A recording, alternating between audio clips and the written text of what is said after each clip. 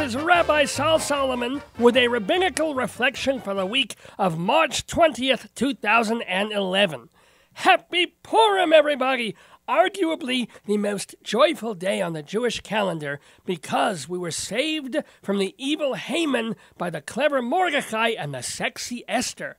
In fact, we're allowed to get so drunk we can't tell the difference between Haman and Mordechai. Or, if you're Eddie Murphy, the difference between Mordechai and Esther. So, in honor of Purim, this rabbinical reflection is just for fun. I will begin with a story of an old man in Miami who calls his son in New York. He says, "Son, I hate to tell you, but your mother and I are divorcing. It's been 45 years, and I can't stand it anymore. We're separating next week." The son starts screaming and panicking, but the father says, "Look, go call your sister in Texas and tell her, because your mother's crying, and I'm sick of talking about this." The old man hangs up. The son frantically calls his sister. 2 minutes later, she's calling the old man saying, "You can't get divorced. This is horrible. Don't do a thing until I call my brother back, because we are both flying down and we will be there tomorrow night." She hangs up. The old man hangs up. Then he turns to his wife in the bed and says, "Okay, they're coming for Passover, and they're paying their own airfare." Now, what do we learn from this joke? Perhaps we learn that the end justifies the means. The parents lie to the children because they feel it is the only way the kids will visit them on the holidays. But is this justified? You're damn right it is. Children are lazy, ungrateful little bastards who don't deserve a tenth of what we give them. Forget my birthday, will they? Toy! But where was I? Oh, yes. A priest and a vicar were walking along when the priest says, "You know, I've been told by several parishioners that I am the spitting image of Jesus Christ." The vicar is a little shocked and says, "Wait, I've got the beard, the hair. Everybody tells me I look like Jesus Christ." Soon they're arguing, and they almost come to blows when they see a rabbi approaching. "Rabbi," they say, "please help us. Which of us is the image of Jesus Christ?" The Rebbe starts laughing and says, You two? Neither.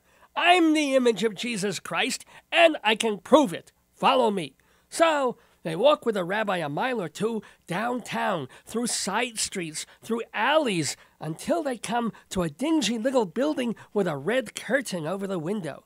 They go 3 floors up some rickety stairs to a hallway with a red light bulb hanging over one of the doors. The rabbi knocks, and after a moment, a frazzled, buxom blonde in a negligee opens the door. She looks at the rabbi and sighs, "Jesus Christ, you again?" Now, this joke turns the tables on us by setting up the idea of a Jew, a rabbi yet, as a creature of sexual desires and habits. This is not behavior we expect, even though we all know rabbis, unlike priests, can get married, have relationships, and get a little boom chick when our fringes get frisky. The fact that this particular rabbi gets his hoop-de-doo from a whore only makes him more human and sympathetic and prone to perfectly normal urges. Or at least, that's what I tell my wife. Last joke. Irving takes his wife to a fancy French restaurant. The waiter comes over and says, "The specials tonight are beef burgundy, mushu chicken, shrimp fried rice, happy family vegetable, and spicy wonton." Irving looks at the waiter and says, "Hold on, I thought this was a French restaurant." The waiter says, "Yes, but it's a Jewish neighborhood." Now, I've discovered something very important from that joke.